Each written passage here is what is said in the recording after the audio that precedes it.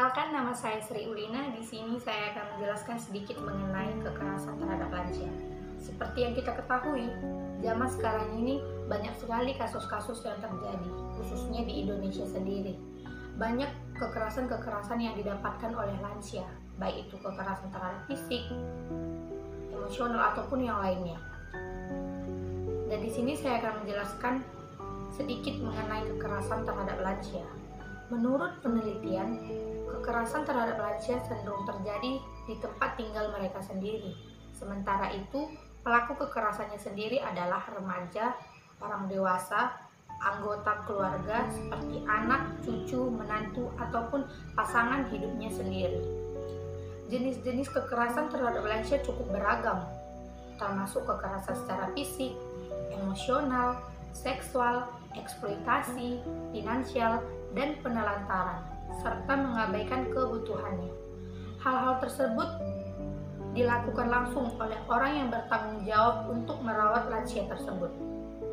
Semakin lanjut usia seseorang, semakin lemah juga fisiknya. Kemampuan untuk mengurus diri sendiri juga semakin berkurang. Alhasil, kebanyakan lansia tidak bisa membela diri sendiri atau memberi perlawanan baik ketika mengalami kekerasan. Itulah yang menyebabkan lansia mudah dijadikan objek kekerasan. Selain itu, kemampuan lansia untuk melihat atau mendengar juga cenderung semakin berkurang, sehingga orang lain memanfaatkan hal tersebut dalam hal yang negatif. Selanjutnya, terdapat pula jenis-jenis kekerasan terhadap lansia. Yang pertama yaitu kekerasan secara fisik.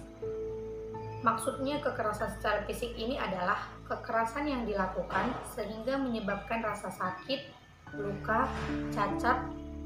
Dalam hal kasus ini, kekerasan dilakukan karena orang lansia tersebut tidak memiliki kemampuan untuk melawan dan hanya bisa menerima. Contohnya, kekerasan yang dialami yaitu dicubit, dipukul, didorong, sampai tindakan pemerkosaan. Dan yang kedua yaitu kekerasan secara verbal. Maksudnya adalah kekerasan yang dilakukan dengan mengucapkan perkataan yang menyakiti hati mereka, sehingga membuat mental orang tua tersebut menjadi lemah dan tidak berharga. Hasil biasanya kekerasan ini berbentuk intimidasi, penghinaan, dipanggil namanya, diperlakukan seperti anak-anak, diancam, ditakut-takuti, dan lain-lain. Dan yang ketiga yaitu kekerasan secara finansial ataupun keuangan. Maksud dari kekerasan ini adalah biasanya tidak menimbulkan tanda-tanda atau gejala. Hal ini sering terjadi pada orang lansia yang mempunyai penghasilan yang cukup, biasanya uang dari pensiun, usaha dagang, atau pemberian dari anak-anaknya, dan tinggal dengan anak-anak yang sudah berkeluarga namun tidak mempunyai penghasilan untuk mencukupi hidupnya. Anak ini biasanya akan mengancam untuk tidak merawatnya atau mengancam dengan cara-cara tertentu. Ini biasanya berlangsung lama. Bentuk yang lain adalah penyalahgunaan harta para lansia untuk kepentingan orang lain, misalnya menggunakan uang lansia untuk kepentingan yang tidak penting. Dan yang keempat yaitu kekerasan secara emosional ataupun psikologis. Maksud dari kekerasan ini, bentuk kekerasan ini seperti penelantaran, contohnya tidak lagi memberikan perawatan, meningkatkan lansia sendiri, dilupakan, menghentikan kebutuhan seperti makan, obat-obatan, pakaian, peralatan mandi, dan lain sebagainya. Jenis lainnya adalah isolasi. Mereka dilarang untuk melakukan kegiatan rutin, bertemu dan berbicara dengan orang lain. Hidup mereka dibatasi sehingga membuat mereka menjadi tertekan dan tidak berarti. Karena seperti yang kita ketahui, pada umumnya lansia sangat membutuhkan orang-orang di sekitarnya agar itu dapat memberikan semangat bagi mereka untuk terus melakukan kegiatan ataupun hidup seperti biasanya. Selanjutnya, terdapat juga ciri-ciri kekerasan terhadap lansia. Tanda yang pertama yaitu kekerasan terhadap fisik. Yang pertama yaitu pertanda cedera yang tidak jelas asalnya, misalnya seperti memar dan bekas luka. Yang kedua, patah tulang atau keseleo. Yang ketiga, mengalami overdosis. obat atau ketidakmampuan mengkonsumsi obat secara rutin. Selanjutnya, kacamatanya patah atau rusak jika mereka yang memakai kacamata. Selanjutnya, pertanda seperti dikekang, misalnya pada pergelangan tangan lansia terdapat bekas ikat tali. Selanjutnya, perawatan menolak memberi kamu izin untuk bertemu dan berbicara dengan lansia.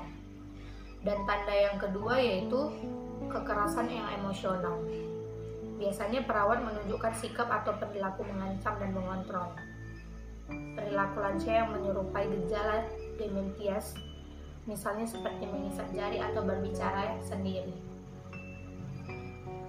Dan tanda yang ketiga yaitu kekerasan terhadap seksual. Contohnya itu seperti memar pada payudara atau alat kelamin, pendarahan pada vagina atau anal yang penyebabnya yang tidak jelas, ada robekan atau bercak darah pada pakaiannya. Dan tanda yang keempat yaitu penelantaran pada lansia.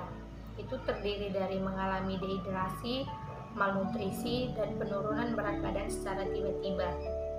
Masalah fisik yang tidak kunjung diatasi, kondisi tempat tinggal yang tidak bersih, misalnya seperti baju dan tempat tidur mereka yang kotor, jarang dimandikan, dan meninggalkan lansia di tempat umum.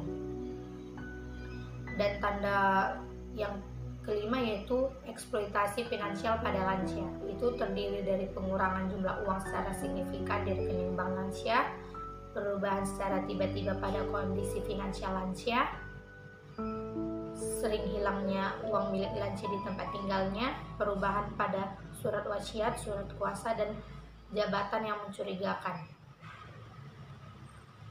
Nah, ciri-ciri di atas itu merupakan pertandaan memang tidak mudah untuk dilihat. Bahkan dalam beberapa kasus pertandaannya disalahartikan sebagai gejala dementian atau penurunan kualitas fisik dan mental pada lansia. Pada banyak kasus, perawat yang melakukan kekerasan juga menggunakan alasan tersebut untuk menutupi tindakannya.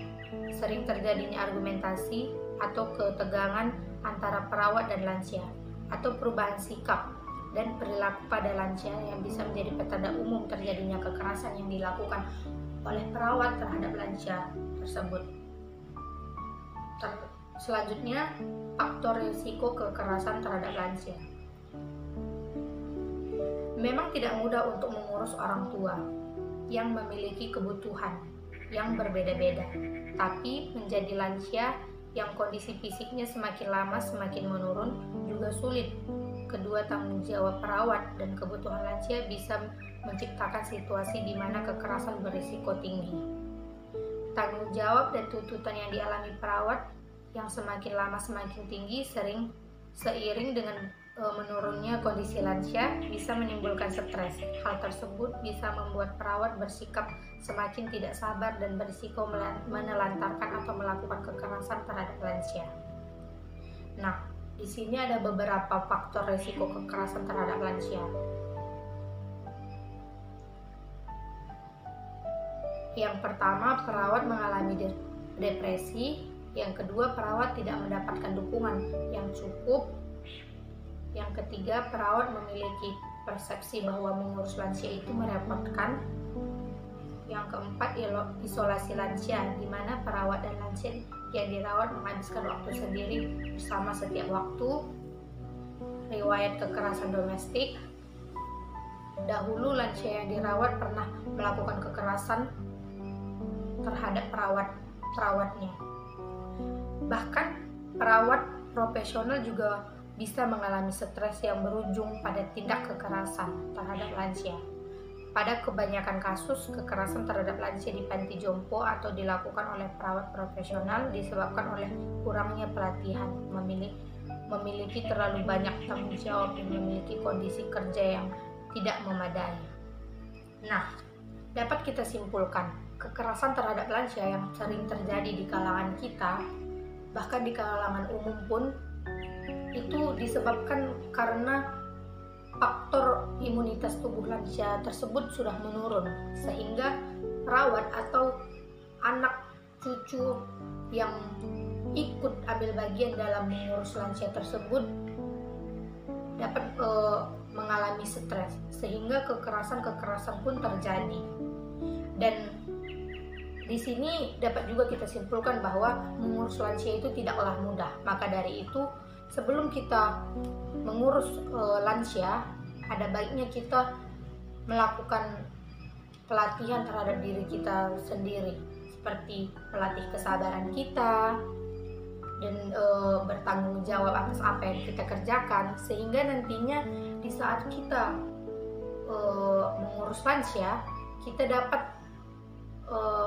berkontraksi dengan lansia tersebut dengan baik, dan kita juga bisa memahami seperti apa lansia yang akan kita rawat tersebut.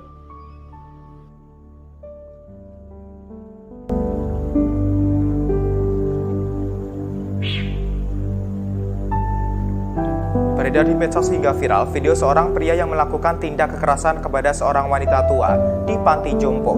Satu di antara akun Twitter yang mengunggah video tersut yakni @ardi_riawnio pada Minggu 2 Agustus 2020. Dilansir oleh Tribun News, dalam video itu tampak pria berbaju biru tua sedang memarahi seorang nenek yang duduk di lantai.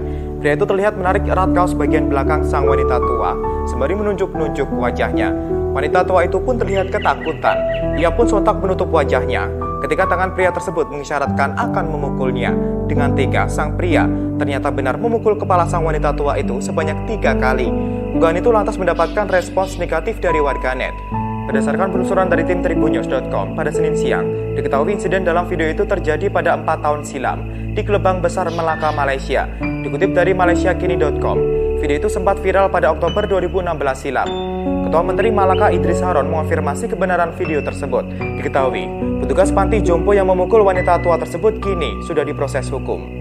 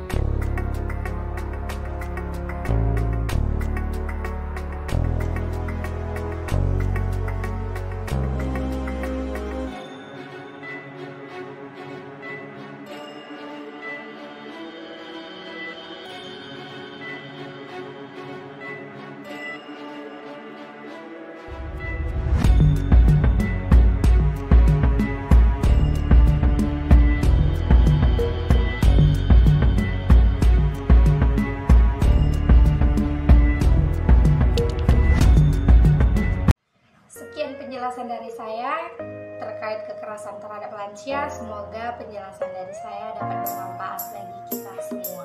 Terima kasih. Dadah, tetap jaga kesehatan.